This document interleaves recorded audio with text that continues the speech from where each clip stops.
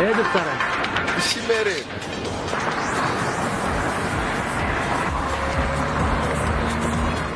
É do caralho, viu? O trem do chinês. Ei! Opa! É, viu o trem do chinês?